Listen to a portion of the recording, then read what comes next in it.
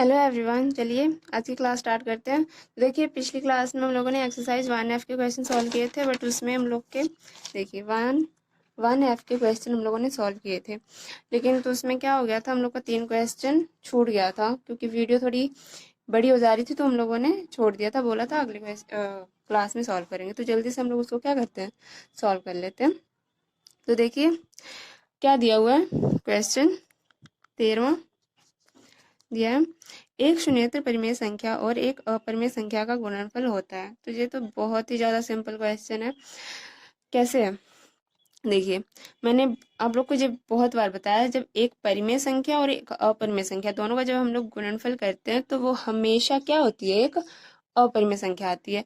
जे मैंने आप लोग को बहुत बार बताया जे, और जे आप लोग को तभी पता होगा जब आप लोगों ने पीछे वाली वीडियोस देखी होंगी। तो अगर नहीं देखी है तो जाकर देख लीजिए, ठीक है। तो हमेशा परिमेय और अपरिमेय संख्या का जो गुणनफल होता है वो क्या होता है, एक अपरिमेय संख्या होता है, सदैव अपरिमेय। तो आंसर क्या हो जाएगा, पहला ऑप्शन, ठीक है।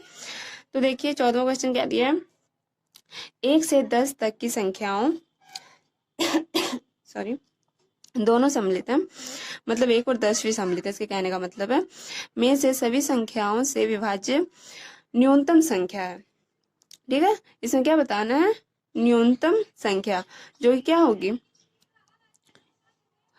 ऐसी कौन सी संख्या है जो कि मतलब 1 से 10 तक सारी की सारी संख्याओं से वो विभाज्य होगी हम लोग को।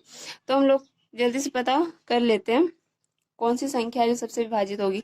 तो देखिए बहुत ज्यादा तो है नहीं, 1 से 10 तक किया, तो हम लोग नॉर्मली इसको जल्दी जल्दी चेक भी कर सकते हैं, दूसरे मेथड से लगाने की जरूरत नहीं है इसको। अब देखिए जो 10 है, हम लोग को पता है क्या, 1 2 से तो घटेगा, लेकिन 3 से 10 कटता ही नहीं है, मतलब ये कैंसिल। इसमें क्या पूछा, 1 से 10 तक की सारी संख्याओं से विभाज्य होनी चाहिए, ठीक है। तो ये तो कैंसिल हो गया। अब यहाँ पे देखिए 100, अब 100 भी हम लोग को पता है 3 के पहाड़ में कभी 100 नहीं आता है, 99 आता है ना, तो 100 तो आ ही नहीं सकता। तो ये भी हम लोग का क्या हो गया, कैंसिल हो गया। अब यहाँ पे देखिए 504, अब हम लोग सीधे 504 है ना, पीछे क्या है 4 दिया हुआ है, तो हम लोग को पता है 5 से तो विभाजित हो ही नहीं सकती, 5 से वही संख्या विभाजित होती है जिसके पीछे क्या 0 या फिर 5 दिया होता है।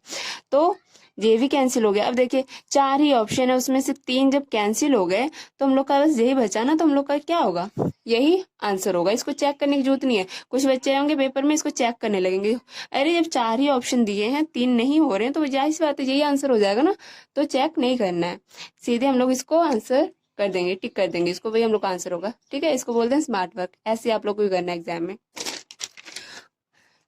अब अगला क्वेश्चन देखिए क्या है, 15। अब 15 क्या है, परिमेय संख्या 14,587 बटे और क्या दिया है 1,250 का दशमलव प्रसार निम्नलिखित किन दशमलव स्थानों के बाद समाप्त हो जाएगा।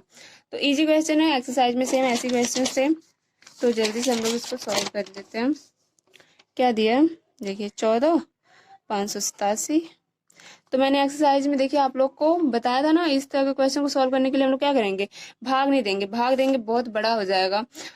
और एक्सरसाइज में हम लोगों ने भाग दे के दिया भी नहीं था, क्योंकि उसमें लिखा था कि सीधे हम लोग को भाग नहीं देना था। तो हम लोगों ने जैसे एक्सरसाइज सॉल्व की थी वैसे ही इसको भी हम लोग सॉल्व करेंगे। तो देखिए सबसे पहले ऐसे क्वेश्चन को सॉल्व करने के लिए हम लोग क्या करते हैं, जो हर होता है हर पे ध्यान देते हैं।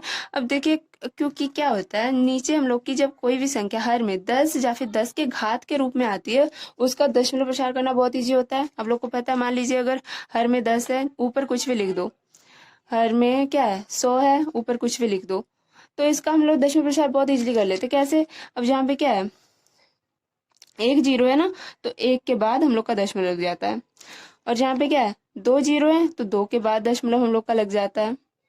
तो इतना आ गया। तो इसलिए हम लोग क्या करेंगे, जो हर है ना, इसको हम लोग देखेंगे किस संख्या से मल्टीप्लाई करने पे नीचे हम लोग के सारे जीरो जीरो आ जाएं, ठीक है, मतलब 10 या 10 के घात के रूप में आ जाए। तो देखिए किसका मल्टीप्लाई हम लोग कर सकते हैं, इतना है। अब इसमें हम लोग किस चीज का मल्टीप्लाई करें जिससे कि वो ना आ जाए, तो इसमें 125,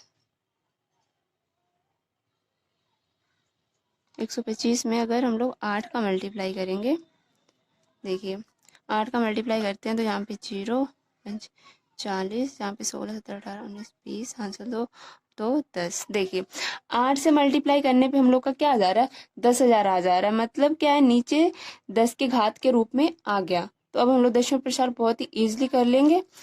चलिए करते हैं। क्या दिया है, इतना दिया, और नीचे हम लोग 8 से मल्टीप्लाई किया है ना,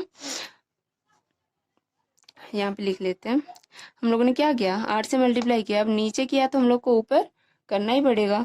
अब नीचे मल्टीप्लाई किया है तो हम लोग का तो आ गया 10,000, और ऊपर भी मल्टीप्लाई करना पड़ेगा। देखिए कितना आता है, मल्टीप्लाई करेंगे यहाँ पे करके, जल्दी से देख लेते हैं कितना आ रहा है। 56, यहाँ पे 64, 72, यहाँ पे 40, 40, 32, 36, और यहाँ पे 8, 11।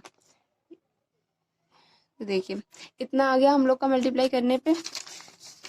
अब हम लोग क्या करेंगे, इसका दशमलव प्रसार करें, मतलब दशमलव के रूप में लिखेंगे। तो देखिए जीरो कितने हैं, 1 2 3 4, 4 हैं, तो मतलब 4 संख्याओं के बाद दशमलव लग जाएगी।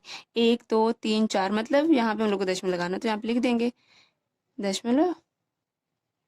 देखिए इतना आ गया। तो क्या पूछा गया था हम लोगों से, किन दशमलव स्थानों के बाद समाप्त हो जाएगा।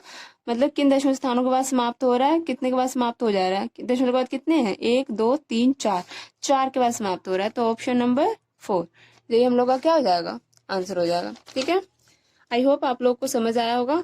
बहुत ही ज्यादा इजी क्वेश्चन थे, और ये एक्सरसाइज 1F स्पेशली इसलिए दी गई थी ताकि बच्चे क्या करें, जो पीछे एक्सरसाइज सॉल्व किए उन्होंने उसका वो लोग रिवीजन कर पाए। अगर आप लोगों ने एक्सरसाइज 1A से लेके 1E तक अच्छे से पढ़ी होगी तो ये क्वेश्चन आप लोगों ने इजिली सॉल्व कर लिए होंगे आराम से। और अगर अच्छे से नहीं पढ़ा तो आप लोग सॉल्व नहीं कर पाओगे। ठीक है, तो ये आप लोग एक बार खुद से लगा कर देखना कि आप लोग लगा पा रहे हो कि नहीं। अगर लगा पा रहे हो तो बहुत अच्छा, नहीं तो फिर आप लोग वीडियोस को अच्छे तरीके से देखिए। ठीक है, चलिए अब हम लोग चलते हैं। हम लोग का पहला चैप्टर समाप्त हो गया है। अगली क्लास में हम लोग चैप्टर नंबर 2 स्टार्ट करेंगे। ठीक है, बाय बाय।